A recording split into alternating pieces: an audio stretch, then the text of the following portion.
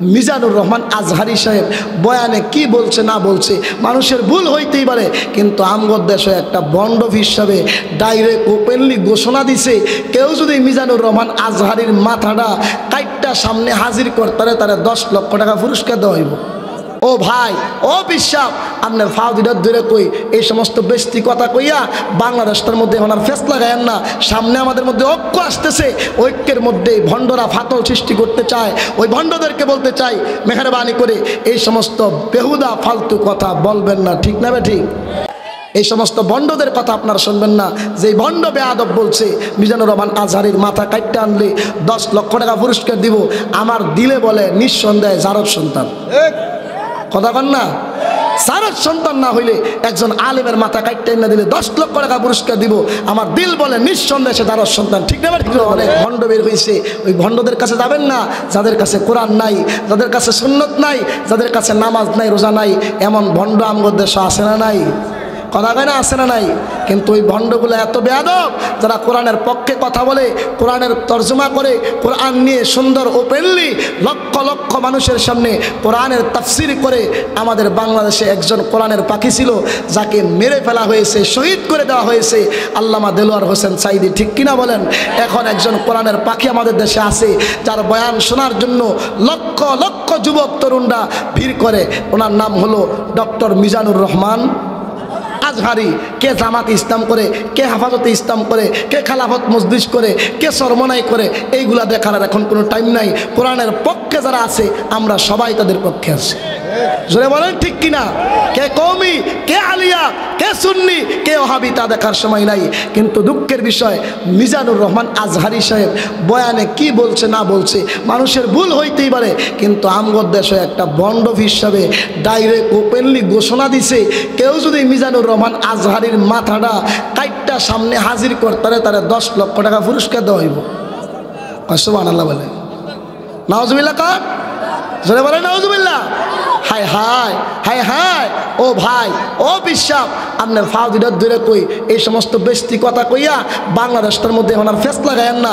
সামনে আমাদের মধ্যে ঐক্য আসতেছে, ঐক্যের মধ্যে ভণ্ডরা ফাটল সৃষ্টি করতে চায়। ওই ভণ্ডদেরকে বলতে চাই, মেহরবানি করে এই সমস্ত বেহুদা ফালতু কথা বলবেন না, ঠিক না বে ঠিক? জোরে বলেন ঠিক কিনা? এই সমস্ত ভণ্ডদের কথা আপনারা শুনবেন না। যেই ভণ্ড বেয়াদব বলছে মিজানুর রহমান আজহারির মাথা কাটতে আনলে 10 লক্ষ টাকা পুরস্কার দিব, আমার দিলে বলে নিঃসন্দেহে জারদ সন্তান। কথা কন না? জারদ সন্তান না হইলে একজন আলেমের মাথা কাটতে না দিলে 10 লক্ষ টাকা পুরস্কার দিব, আমার দিল বলে নিঃসন্দেহে সে জারদ সন্তান, ঠিক না? ঠিক করে বলে। বাংলাদেশে বহু দল দেখছি, বহু মত দেখছি, যারা গেছে তাগরও আমরা চিনি, যারা আইতো চাই তাগরও আমরা চিনি।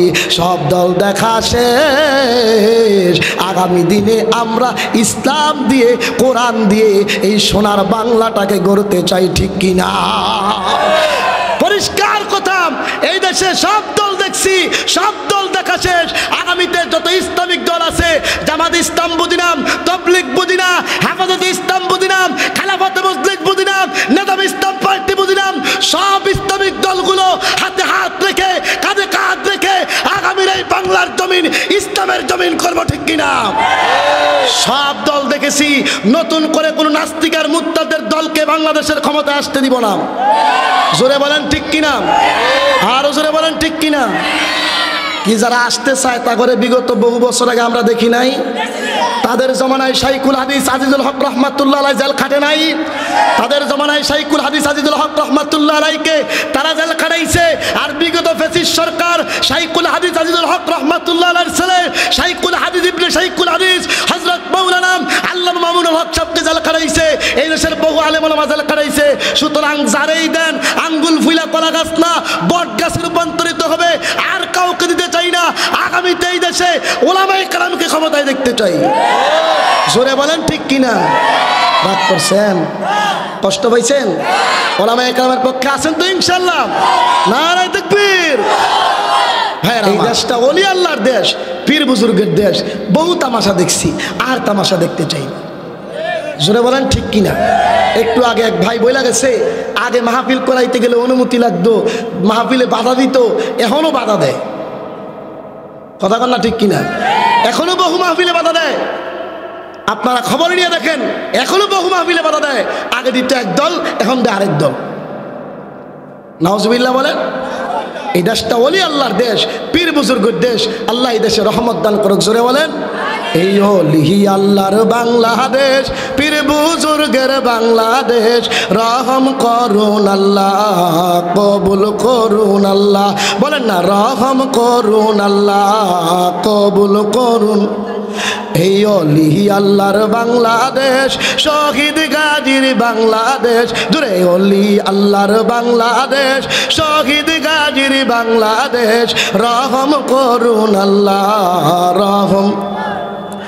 এই চর মনায়ের বাংলাদেশ, জামাতে ইসলামের বাংলাদেশ। ঠিক কিনা বল আমার?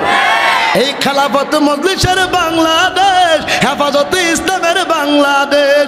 তাদের পথে তাদের মতে কবুল করুন আল্লাহ, কবুল করুন আল্লাহ, কবুল করুন আল্লাহ, কবুল করুন আল্লাহ। সবাইকে কবুল করুন, জোরে বলেন। হ্যাঁ আমার। আর সর্বশেষ আরেকটা কথা, আরেকটা ফেতনা আমাদের চলতেছে। রোগের কথা কিছু না করলে তো হয় না। এটা হলো সাদিয়ানির ফেতনা। ফোলাফানে পর্যন্ত কয়, আমরা দাদি ঠিক ঠিক না ভাই? ঠিক। দেখবেন এই সাদিয়ানি হলো যারা সাদ সাহেবের অনুসরণ করে। হ্যাঁ, অনেকে কয় তবলিগ দুই দল, একটা হলো জুবায়েরপন্থী, একটা সাদপন্থী। না না, জুবায়েরপন্থী বলতে কোনো শব্দ নাই। আমরা সবাই কোরআনপন্থী, সুন্নাহপন্থী।